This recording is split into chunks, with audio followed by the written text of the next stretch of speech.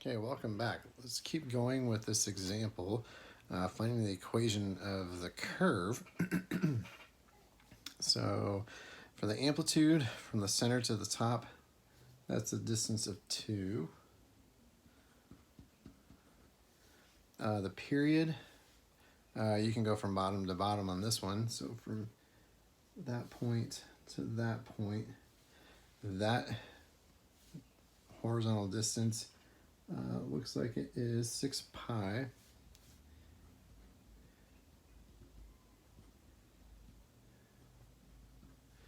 So you can go 2 pi over b is equal to 6 pi. So b, 2 pi over 6 pi. So b is a third.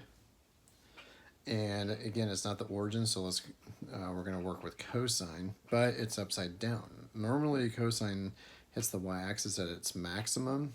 But in this case, it's hitting at the minimum. So when that occurs, your function's been flipped upside down.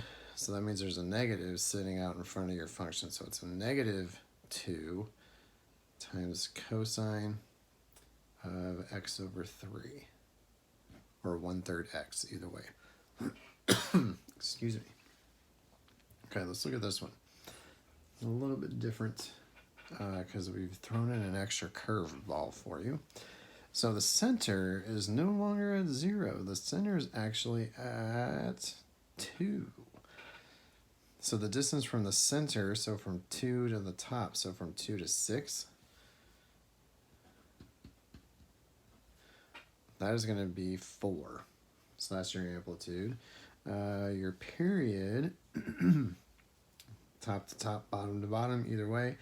So if you went top to top, the distance from 3 to 7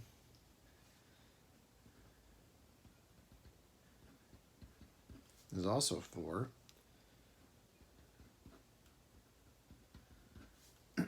So the b value, if you solve for it, would be pi over 2. So this curve is actually hitting the y-axis in its center. So that's going to be with sine. But sine normally starts from the center and goes up.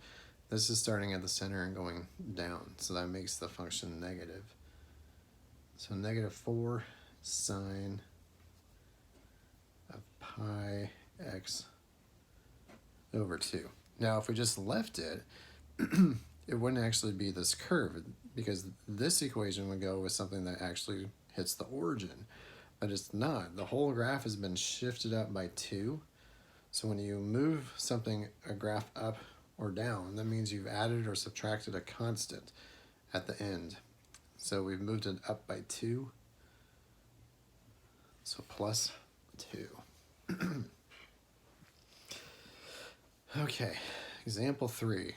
Let's get into the actual graphing. So I'm only going to ever expect you to graph them just like we're doing here. So you just have to go for one period.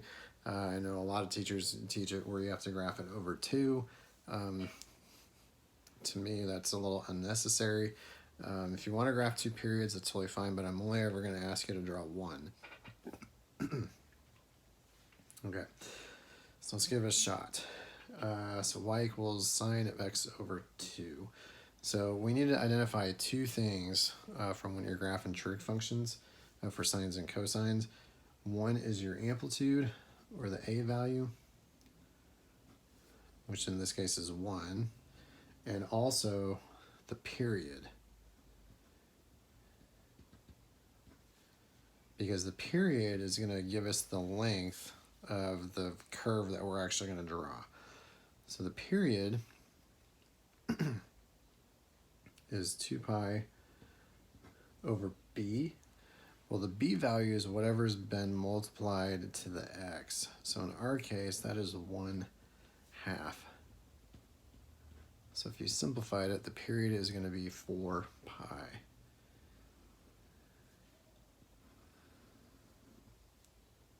Okay, so sine, we're going to start it right at the origin, and we're just going to draw the wave, just like that.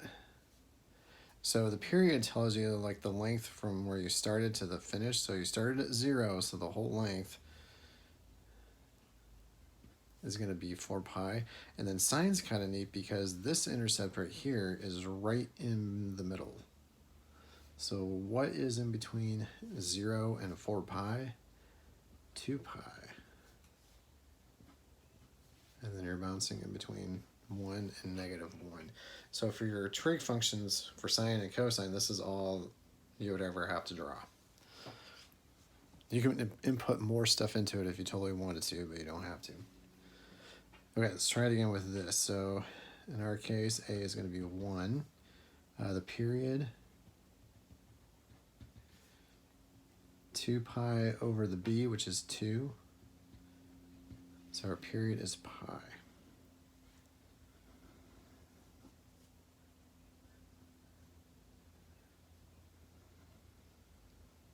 So there's your curve. Starts at 0, it ends at the period. And the one in the middle, pi over 2. And bounces in between 1 and -1. So these functions, they look rather intimidating, but their graphing is not really that complicated. Okay, part C, the a value in this case is 6. Right there. Period.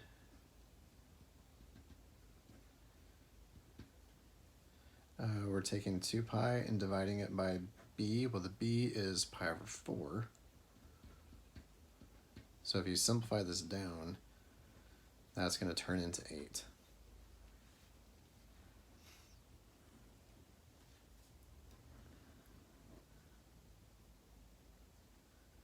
So draw your sine curve. Starts at 0, you're going to end at the period, which is 8. This intercept is right in the middle, so 4. And this time it's bouncing in between 6 and -6.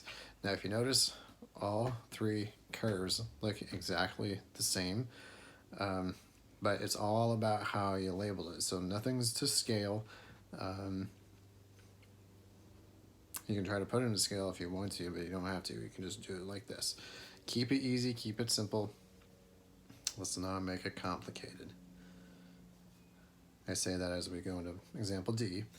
So in this case, a is the absolute value of -3, so it's 3. Any idea why it has to be positive?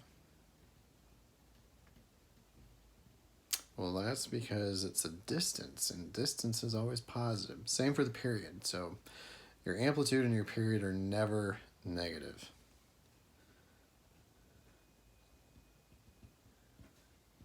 All right, so we have 2 pi divided by 2 pi over 7. That's going to simplify to 7.